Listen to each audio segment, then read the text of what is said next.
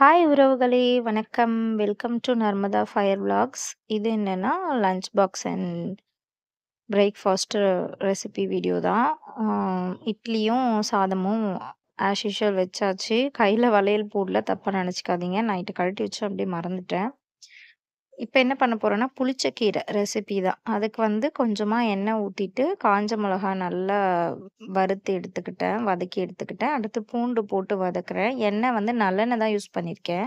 அதே எண்ணெயில புளிச்சக்கீரைய போட்டு நல்லா வதக்கி எடுத்துக்கலாம். ஆ அது வதக்குறதுக்கு கொஞ்சமா தண்ணி ஊத்துனா போதும். ரொம்ப தண்ணி ஊத்த வேணாம். தண்ணி ஊத்தாமயே வதக்கலாம். நான் லைட்டா தண்ணி ஊத்திருக்கேன், சின்ன டம்ளர்ல.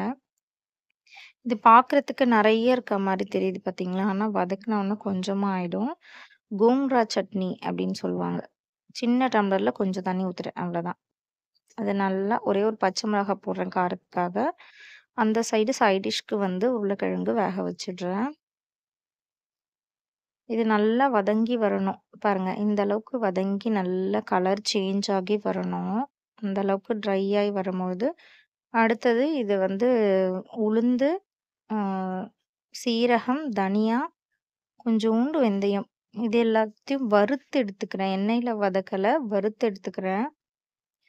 அது கூட கொஞ்சம் போடும்போது டேஸ்ட் வரும் நம்மளுக்கு மிக்ஸில அரைச்சு போடும்போது. மறுபடியும் பேலன்ஸ் இருந்த நல்லெண்ணெய கொஞ்சம் ஊத்தி, எல்லாத்தையும் அரைச்சு எடுத்துட்டு வந்துட்டேன். இது தாளிப்புக்கு வந்து கருவேப்பில, பூண்டு அது போட்டு அரைச்ச அந்த புளிச்ச கீரை, அது கூட அந்த காஞ்ச மிளகா, பூண்டு, கொஞ்சம் சீரகம், உளுந்து, தனியா எல்லாத்தையும் சேர்த்து அரைச்சு நல்லா வதக்கி விட்டோம்னா, சுவையான சூப்பரான புளிச்சக்கீரை ரெடி.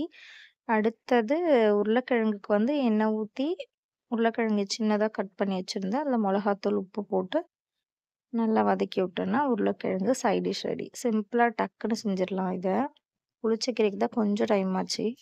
ரொம்ப டேஸ்டியா இருக்கும். ரொம்ப ஹெல்த்தியுங்க. புளிச்சக்கீரைலாம் நான் சாப்பிட்டு பல வருஷம் ஆகுதுன்னு சொல்லலாம். எனக்கு ஞாபகமே இல்ல எந்த வருஷம் சாப்பிட்டேன்னு. அந்த அளவுக்கு ரொம்ப வருஷம் ஆயிடுச்சு. மறந்தே மறந்துட்டேன். திடீர்னு பார்த்தோனே ஞாபகம் வந்தது. சரி செய்யலாம் அப்படின்னு சொல்லிட்டு.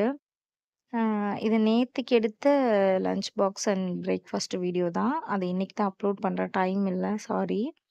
இன்னைக்கும் எடுத்தது இருக்கு. அதையும் அப்லோட் பண்ணுவேன்.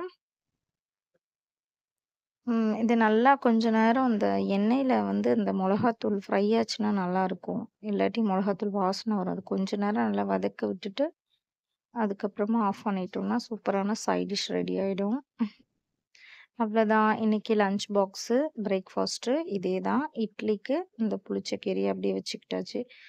அது புளிச்சக்கீரை லைட்டா போட்டிருக்கேன். ஏன்னா கொஞ்சம் காரமா இருந்தது. அதனால லைட்டா போட்டு பெரட்டிட்டு சைட் டிஷ் வச்சுட்டேன் தேஜாவுக்கு. அவ்வளோதான். உங்க வீட்ல என்ன செஞ்சீங்க? உங்களுக்கு புளிச்சக்கீரை பிடிக்குமான்ட்டு கமெண்ட்ல சொல்லிடுங்க. விளாக் பிடிச்சிருந்தா லைக் பண்ணுங்க. சேனல் சப்ஸ்கிரைப் பண்ணலன்னா மறக்காம சப்ஸ்கிரைப் பண்ணிட்டு பாருங்க. நோட்டிஃபிகேஷன் ஆல் குடுத்துருங்க. இது வந்து ஸ்நாக்ஸுக்கு வந்து உடச்சக்கல்ல குடுத்துருந்தேன். ஹெல்த்தி தானே அதுவும் அதனால. அவ்வளோதான். நெக்ஸ்ட் விளாக்ல பார்க்கலாம். சேனல் பிடிச்சிருந்தா மறக்காம சப்ஸ்கிரைப் பண்ணுங்க. பாய்.